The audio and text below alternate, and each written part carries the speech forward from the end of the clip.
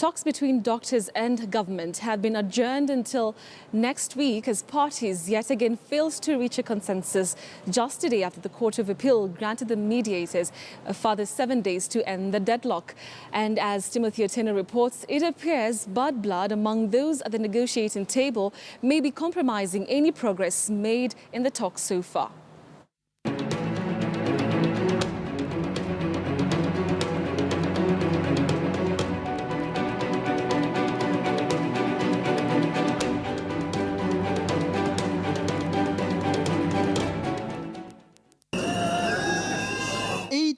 Days and counting, and it appears there's no probable end in sight for a stalemate that has dragged on for well over 2 months now.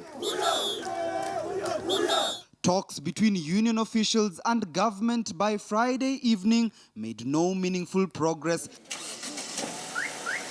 after union officials were spotted walking out of the negotiations. A document in KTN News' possession, dated the 24th of February, highlights frustrations the union officials say have stalled the talks. The document explains instances where the principal secretary at the Ministry of Health, Dr. Nicholas Muraguri, who was tasked to lead the negotiations on behalf of government, failed to appear before the committee for negotiations, instead choosing to send his junior Francis Musimi to lead the talks. The ability to progress the negotiations was seriously hampered on the 23rd of February 2017 by the absence of the cabinet secretary and the principal secretary of health, states the document.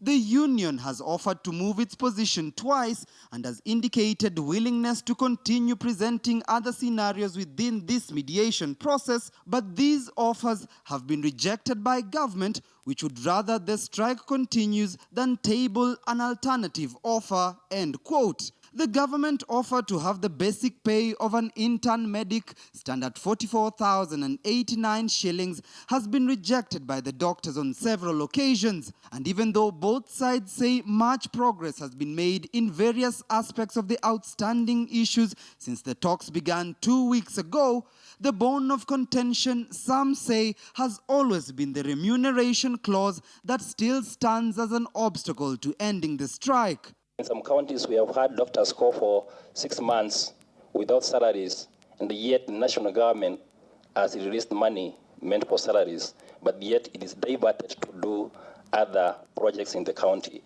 So if money meant for salaries could be protected and given to counties as conditional grants so that it can serve the purpose it is intended for at that particular stage. The frustrations in the progress of the talks would be backed by a statement issued by the Kenya National Commission on Human Rights and the Law Society of Kenya today, stating, quote, "The mediation panel has adjourned the mediation process until next week and has informed the respective parties that if there is no change in their respective positions by close of business on Tuesday, 28th February 2017, the mediators will make an appropriate report to the Court of Appeal." The strike, now in its 12th week, has seen several attempts both in and outside court fail to resolve the stalemate that has left the country's healthcare system ailing for weeks now. Timothy Otieno, KTN News.